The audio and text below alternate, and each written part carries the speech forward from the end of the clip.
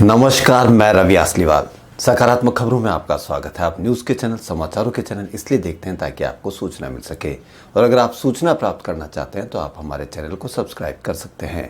लेकिन ऐसे चैनल जिसमें अपमान होता हो, किसी का गंदगी भरने का काम होता हो, ऐसा सुविधा हमारा चैनल नहीं देता है।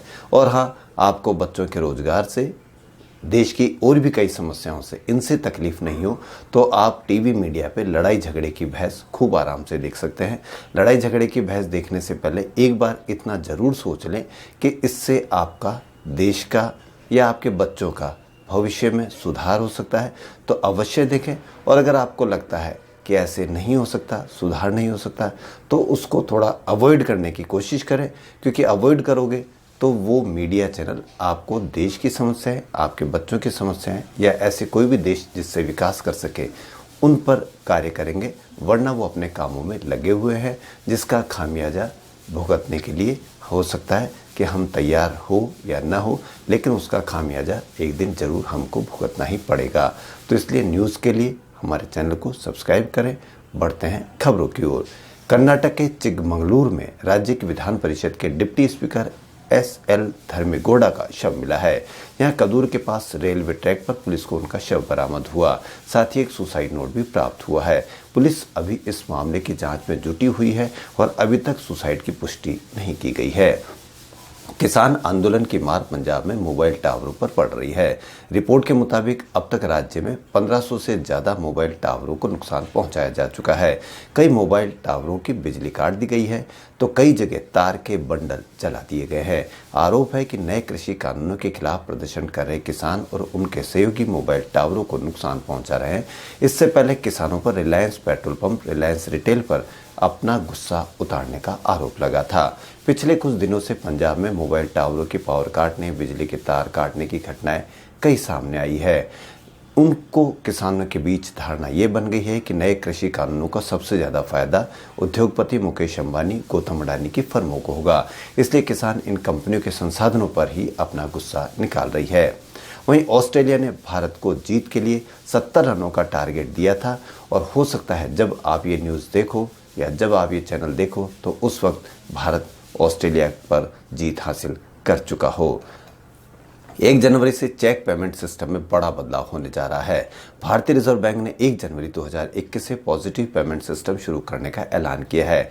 तो सबसे पहले आप ये जान लें कि आखिर ये पॉजिटिव पेमेंट सिस्टम क्या है। इस नए नियम के तहत 50,000 रुपये से अधिक के पेमेंट पर जरूरी डिटेल को फिर से कन्फर्म करने की जरूरत होगी। चेक से पेमेंट करने का नया सिस्टम 1 जनवरी 2021 से लागू हो जाएगा। कोरोना वायरस के नए रूप को लेकर पूरी दुनिया में हाहाकार मचा हुआ है। ब्रिटेन से ज़्यादातर देशों ने अपने हवाई संपर्क तोड़ दिए हैं। भारत में से लेकर सभी राज्यों को अलर्ट पर रखा हुआ है। नए नए बदलावों का पता लगाने के लिए भारत में पहले से ही जीनोम सीक्वेंसिंग पर काम चल रहा है। इसके अनुसार भारत में अब तक कोरोना के जीनोम में 19 तरह के आनुवांशिक बदलाव देखने को मिल चुके हैं, और इनमें सबसे ज़्यादा तेजी से फैलने की ताकत सिर्फ एक स्ट्रेन में है। वहीं हाई सिक्योरिटी नंबर प्लेट और कलर कोडेड स्टिकर की बुकिंग प्रक्रिया को आसान बनाने के लिए कदम बढ़ाए जा रहे हैं। इसके लिए आवेदन के लिए भरे जाने वाले फॉर्म में बेहद जरूरी सूचनाएं ही मांगी गई है। किसी भी आवेदन के साथ वाहन वर्ग, ईंधन प्रकार, चेसिस नंबर, वाहन डेटाबेस से इंजन नंबर के लिए विधिवत सत्यापित डेटा प्राप्त करता है। इसके लिए चरणों को 12 से घटाकर केवल 6 कर दिया गया है। वहीं सुप्रीम कोर्ट के 3 सितंबर 2020 के लोन मॉरिटोरियम मामले में दिए गए दिशा निर्देशों का उल्लंघन करने वाले स्टेट बैंक के कर्मियों और अन्य के खिलाफ अवमानना की कार्रवाई शुरू की जाए और उन्हें सजा दी जाए। ये मांग वाली एक याचिका सुप्रीम कोर्ट में दी गई है। रिपब्लिक टीवी के editor in chief Arnab Goswami के खिलाफ मुंबई पुलिस का शिकंजा कस सकता है। पुलिस ने सोमवार को स्थानीय अदालत में आरोप लगाया कि रिपब्लिक टीवी और इसके हिंदी न्यूज़ चैनल के लिए टेलीविजन रेटिंग पॉइंट्स यानी टीआरपी में छेड़छाड़ करने में बार्क के पूर्व सीईओ पार्थो दासगुप्ता के साथ साजिश में शामिल थे। इतना ही नहीं, गोस्वामी ने दासगुप्ता को लाखों रुपए का भुगतान भी किया है। देश के सभी हाईकोर्ट और निचली अदालतों में जजों की संख्या दोगुनी की जाए और इस बारे में पर्याप्त कदम उठाने के लिए केंद्र और राज्य सरकारों को निर्देश दिए जाए। ये मांग एक जनहित याचिका में की गई है जो सुप्रीम कोर्ट के समक्ष दाखिल की गई है। याचिका में यह भी मांग की गई है कि शीर्ष अदालत न्यायिक चार्टर का पालन करने के लिए सभी अदालतों को निर्देश करे ताकि मामलों को 3 साल में निपटाया जा सके और पुराने मामलों को 2023 तक निपटारा कर दिया जाए। सुप्रीम कोर्ट ने कहा कि किसी मामले में वकील के जरिए प्रतिनिधित्व कराने का अधिकार कानूनी प्रक्रिया का हिस्सा है। अगर वकील किसी कारण से उपलब्ध नहीं है तो अदालत अपनी सहायता के लिए एमिकस क्यूरी नियुक्त करने के लिए स्वतंत्र है, लेकिन किसी मामले में ऐसा नहीं होना चाहिए कि मामले का प्रतिनिधित्व नहीं हो रहा हो। कांग्रेस ने निशानेबाज वर्तिका सिंह के आरोपों को लेकर सोमवार को केंद्रीय मंत्री स्मृति ईरानी से इस्तीफा मांगा। पार्टी प्रवक्ता रणदीप सुरजेवाला ने कहा कि ईरानी पर लगे आरोप गंभीर है। पीएम मोदी को मामले में न्यायिक जांच के आदेश देने चाहिए ताकि दोषियों को सजा मिल सके। वर्तिका सिंह ने आरोप लगाया था कि राष्ट्रीय महिला आयोग का सदस्य बनाने के लिए स्मृति ईरानी और 2 अन्य लोगों ने उनसे रिश्वत मांगी थी। केरल में बच्चों के अश्लील वीडियो बनाने के एक बड़े नेटवर्क का भंडाफोड़ पुलिस ने किया है। ऑपरेशन पी हंट के तहत चलाए गए राज्यव्यापी अभियान में 41 लोग गिरफ्तार किए गए हैं। अभियान का नेतृत्व करने वाले साइबर डोम ऑफिसर और एडीजीपी मनोज इब्राहिम ने बताया कि इस मामले में पूरे राज्य में 339 केस दर्ज किए गए हैं। केंद्र के कृषि कानूनों के खिलाफ किसान महीने भर से ज्यादा समय से दिल्ली बॉर्डर पर आंदोलन कर रहे हैं। प्रदर्शन में किसानों के अलावा अन्य लोगों ने भी हिस्सा लेना शुरू कर दिया है।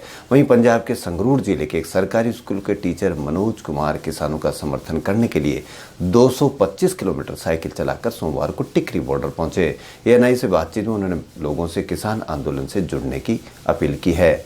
ब्रिटेन में हाल ही में सामने आए कोरोना वायरस के नए स्वरूप का पता लगाने के लिए केंद्र सरकार ने 10 क्षेत्रीय प्रयोगशालाएं निर्धारित की है, जहां राज्य उनके यहां सामने आने वाले संक्रमण के 5% नमूनों को जीनोम श्रृंखला के वास्ते भेजेंगे।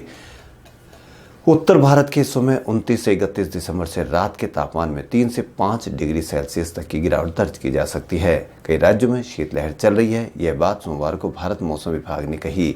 आईएमडी ने कहा है कि शीतलहर की स्थिति में 2 जनवरी से कमी आने की संभावना है। हिमालय से मैदानी इलाकों की ओर ठंडी हवाएं चलने के कारण दिल्ली के हिस्सों में अगले 4 दिन में शीतलहर चलने का पूर्वानुमान है। वहीं प्रधानमंत्री नरेंद्र मोदी मंगलवार यानी आज पूर्वी समर्पित माल वहन गलियारा के न्यू भाऊपुर न्यू खुर्जा खंड का उद्घाटन करेंगे। खुर्जा जंक्शन के एसएसपी के गुप्ता ने बताया कि प्रधानमंत्री वीडियो कॉन्फ्रेंसिंग के माध्यम से हरी झंडी दिखाकर रवाना करेंगे। केंद्रीय मंत्री व सांसद डॉक्टर महेश शर्मा ने कहा कि गलियारे के शुरू होने से क्षेत्र को बहुत लाभ होगा। अमेरिका की इलेक्ट्रिक कार क्षेत्र की प्रमुख कंपनी टेस्ला अगले साल भारत में अपना परिचालन शुरू करेगी। कंपनी भारत में मांग के आधार पर विनिर्माण इकाई लगाने की संभावना तलाशेगी। केंद्रीय सड़क परिवहन एवं राजमार्ग मंत्री नितिन गडकरी ने सोमवार को यह जानकारी दी। भारत के भारी भरकम 8 लाख करोड़ रुपए के कच्चे तेल के आयात को कम करने के लिए गडकरी हरित ईंधन और इलेक्ट्रिक वाहन पर जोर दे रहे हैं। देश में कोरोना के आंकड़े और राहत देने वाले हो गए हैं। सोमवार को सिर्फ 16,072 केस आए। ये आंकड़ा 23 जून के बाद सबसे कम है। तब 15,656 केस आए थे। बीते 24 घंटों में 24,822 मरीज ठीक भी हुए। 250 मरीजों की मौत हुई। इस प्रकार एक्टिव केस में 9,011 की गिरावट आई है। अब सिर्फ 2.67 लाख मरीजों का इलाज चल रहा है। वहीं राजस्थान में सर्दी ने यू टर्न ले चुकी है। रविवार रात शीतलहर से एक ही रात में अचानक ठंड बढ़ गई और कई जगह रात का पारा 4 से 9 डिग्री सेल्सियस तक लुढ़क गया। बाड़मेर में तो 20 साल का रिकॉर्ड टूट गया। यहाँ 24 घंटों में पारा 6.4 डिग्री लुढ़क कर 12.5 डिग्री से सीधे 6.1 डिग्री पर आ गया। वहीं माउंट आबू में पारा -2 डिग्री गिरकर एक बार फिर से इतने पर पहुंच गया। स्कूलों में पढ़ रहे अल्पसंख्यक विद्यार्थियों को अब स्कॉलरशिप नहीं अटकेगी। केंद्र सरकार ने निर्धारित मार्क्स परसेंटेज में छूट प्रदान की है, जिससे राजस्थान के 1 लाख विद्यार्थियों को फायदा होगा। दरअसल कोरोना के चलते इस बार परीक्षा नहीं होने से 8वीं तक के छात्रों को मार्कशीट नहीं मिली थी।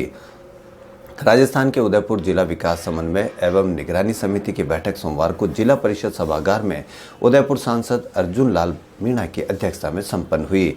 बैठक में चित्तौड़गढ़ सांसद डॉक्टर सीपी जोशी, जिला प्रमुख सुश्री ममता कंवर, विधायक गुलाब चंद कटारिया, फूल सिंह मीणा, धर्मनारायण जोशी, गौतम लाल मीणा, अमृतलाल मीणा, बाबूलाल खराड़ी, गिरवा प्रधान सज्जन कटारा, जिला परिषद के उप प्रमुख पुष्कर तेली और कई गणमान्य लोग मौजूद रहे।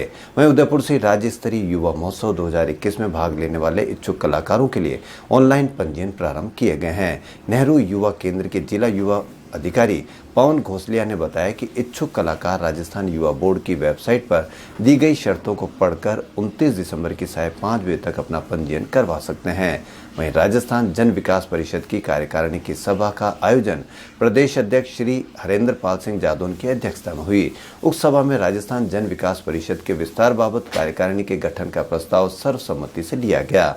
इसी क्रम में प्रदेश अध्यक्ष हरेंद्र पाल सिंह जादौन के निर्देशानुसार नरेंद्र सिंह चौधरी को राजस्थान जन विकास परिषद का प्रदेश संयोजक, उमेश राज शेखावत को प्रदेश वरिष्ठ उपाध्यक्ष, गंगाराम प्रजापति को प्रदेश उपाध्यक्ष, पंकज कुमार सैनी को जयपुर ग्रामीण जिला अध्यक्ष, राहुल शर्मा को श्री माधोपुर विधानसभा का अध्यक्ष, धनपति दादीज को जयपुर ग्रामीण जिला उपाध्यक्ष, लालू राम गरेड़ को चोमू विधानसभा का अध्यक्ष के पद पर नियुक्त किया गया। खबरों फिलहाल इतना ही। यदि आपको हमारा चैनल पसंद आए तो लाइक, सब्सक्राइब और शेयर अवश्य करें। धन्यवाद।